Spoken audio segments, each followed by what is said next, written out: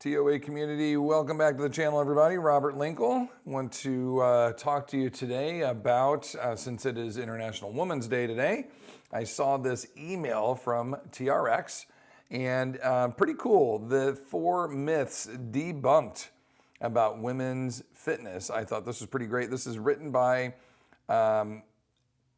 Alexandra, A-L-E-X-E-K, excuse me, that's a unique spelling.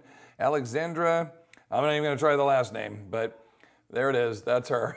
So we're gonna take a look into this. I'm gonna give some feedback on it. All right, number one, let me give you a zoom in here really quick. Well, that's the best zoom in I can do. Anyhow, number one, it just moves it to the side. Number one is that strength training will make women bulky. 100% not true.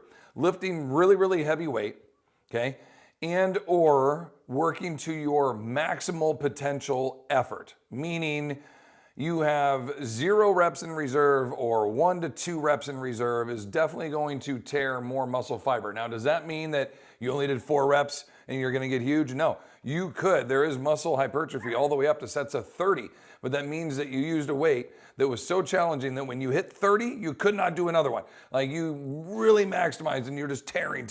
All these are good tearings. Tearing fibers are gonna make you big and bulky.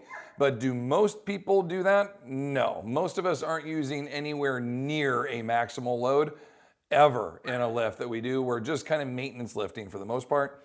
And that's how most of you individuals are going to lift when you go in and train in the weight room. So you'll get strong, you're not gonna get bulky, that's good. You'll also need a excess of caloric protein to assist in building all that muscle if you really wanted to get bulky. And in many cases, most people aren't getting that much protein in their diet, okay? The second one is that carbs will make you fat. That is definitely false. And any excess of any of the macronutrients is going to make you fat. A great way to think about this, very simple, is when you eat food, okay, and it has carbs, protein, or fat in it. Those are the 3 things that pretty much everything's made of. When you eat that, it doesn't really work like this, but it's an analogy, okay? There are 3 little barrels in your belly. And when the food comes through, it goes protein into this barrel and fat into this one and carbs into this one. And it can only handle so much into each one. And as soon as you fill that, all the overflow, it just turns into excess body fat. So even if you're eating just a ton of protein, and really clean vegetative carbs, you could still eat too much of that, overfill your barrel, and then store extra body fat. So it doesn't matter if it's carbs or if it's fat or if it's protein, if it's excess macronutrient, you're going to add additional body fat, adipose tissue.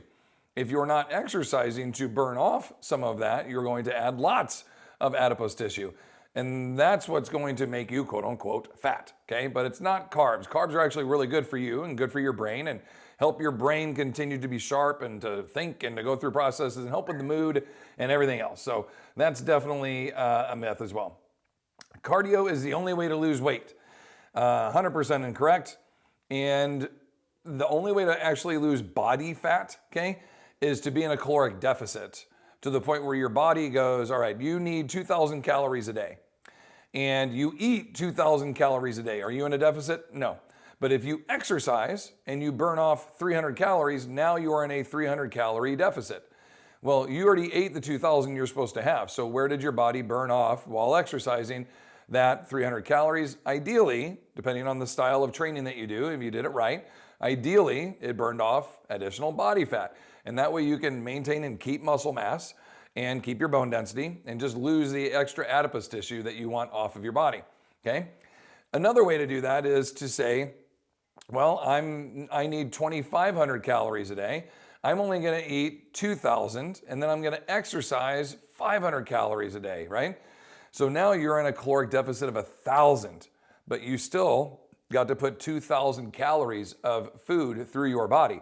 So that's a good thing. Your body still gets to feel like it's being nourished. It's not being starved to death, which we see in a lot of these crazy diets, even medically supervised diets where we're only gonna give you 800 calories. I mean, that, number one, when you're doing it, you're gonna burn off as much body fat, as much muscle as you are. With that, it's not actually body fat that you're losing, it's just weight. That's why we say, do you wanna burn fat or do you wanna lose weight? because we can get muscle mass and water weight off of you too, if that's what you want. But most people wouldn't mind losing a little water weight, and most people wouldn't mind losing the body fat. But it's like, well, I want to keep my muscle mass. Hey man, stop eating. Just don't eat a lot of food. You'll lose lots of weight, but what is it going to be? Some body fat, sure, but a lot of muscle too. Okay, like you need to put calories through your body to hang on to the muscle mass that you have, but not 100%. You could be into a slight caloric deficit, 500 calories, 200 calories, and then exercise well. Go for walks, lift weights, do that every day. You'll do a great job with that, right? You can be 500-600 calories deficit every day. And then every 10 days, you'll lose a pound, pound and a half, okay? You do that for a year, you're down, 15 pounds? I mean, that's great, man, okay? That's great, you're on the right track. In most cases, it took you a year to put on 15 pounds. So we're working in the right direction. I think too many people watch these TV shows where, you know, they lose 35 pounds in the first week, which we actually find out isn't the first week. That's all movie magic and TV show magic. And so we start to think like that's what should happen. I should be able to lose 100 pounds in a month, and I'm gonna look amazing at the end of this. That's a year, if not more, of effort to really do it well, to do it healthy, and let your body not start to die and your kidneys start to shut down and you go into failure and you're completely dehydrated and everything else. It's just a big mess. So no, cardio is not the only way.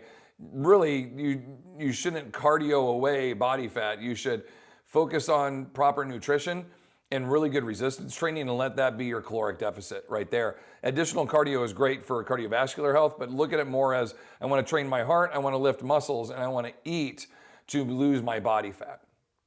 And then the fourth one is that your menstrual cycle won't affect your performance. That is also false.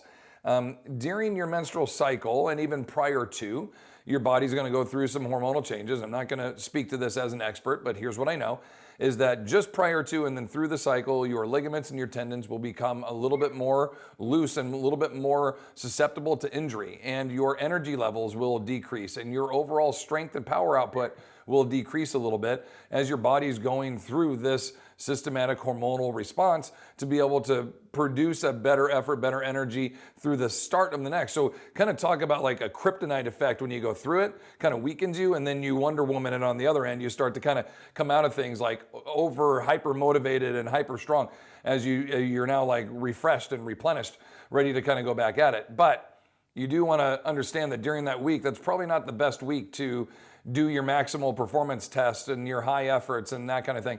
You know, you want to consider that as you, especially if you're a competitive athlete or if you're just training athletically, you just kind of keep that in mind as you go. Now, I didn't dive into every little bit of detail in her actual article. I kind of went off of the key points that she made, and I mean, we're right on. Everything I'm looking at right here is right on. I have gained so much respect for TRX and the changes they have made over the years. Really happy with the messages that they're delivering. The products they've made have always been really good. I love those Y bells. Actually, that's a kind of a center mass bell option that I think is pretty cool out there in the world today.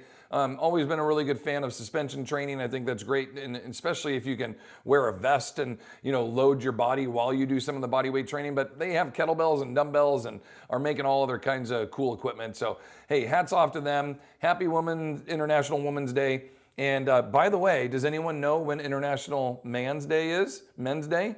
It's on my birthday, November 19th. So as I told my wife earlier today, I am the ultimate male because they put International Men's Day on my birthday. They were like, we need a day that represents all that is man. Let's pick Rob's birthday. We need slightly overweight, bald-bearded men represented. Let's pick Rob's birthday. So when I saw this come up, I was like, I wonder what date men's. I was expecting it to be next month or something. It's my birthday, so pretty cool. November 19th, by the way, those of you who want to mark it off. Okay, so Alexandra with a K in the middle of your name. Excellent article. Great job, TRX. Great article. 2 thumbs up from me. Very, very happy. We're going to give you guys some fireworks here because this was an excellent article with great messages behind it. I appreciate you all. I hope you're doing great. Have a lovely day. Comments, questions, hit me up down below. Please subscribe, ring the bell. Don't miss anything that we put out on a regular basis. And until next time, as always, please continue to fight your good fight against sarcopenia. We'll see you in the next one. Peace.